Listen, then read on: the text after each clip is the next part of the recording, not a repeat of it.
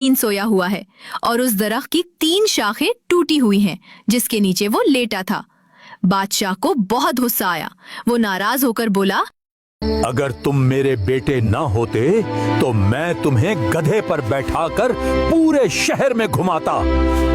अगले दिन दूसरे शहजादे ने चोरों को पकड़ने का इरादा किया, लेकिन उसके साथ भी वही कुछ हुआ जो पिछली रात बड़े शहजादे के साथ हुआ था। तीसरे दिन सबसे छोटे शहजादे ने बाग में जाने की इजाजत चाही तो बादशाह ने कहा, बेटा, तुम इतने समझदार और ज़हीन नहीं हो कि इस काम को कर सको।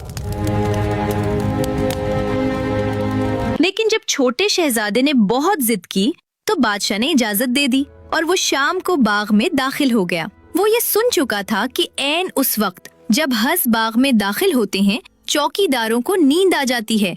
वो नहीं चाहता था कि अपने भाइयों की तरह वो भी सो जाए। उसने चाकू से अपनी उंगली पर जख्म लगाया और उसके ऊपर थोड़ा सा नमक छिड़क लिया ताकि दर्द की वजह से उसे नींद न आए। अंधेरा छा गया।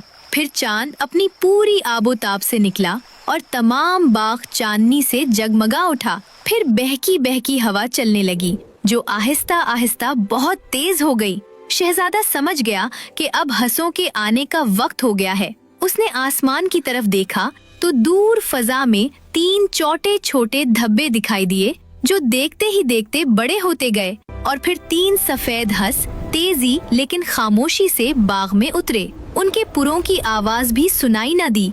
शहजादा चौकस हो गया और जल्दी से एक झाड़ी में छुप गया। वो ये देखकर हैरान रह गया कि तीनों हंसों ने अपने पर उतार कर उसी झाड़ी के पास रख दिए जहां वो छुपा हुआ था। उन पुरों के अंदर से 3 खूबसूरत लड़कियां निकलकर घास पर नाचने लगीं। उनके सुनहरी बाल चांदनी में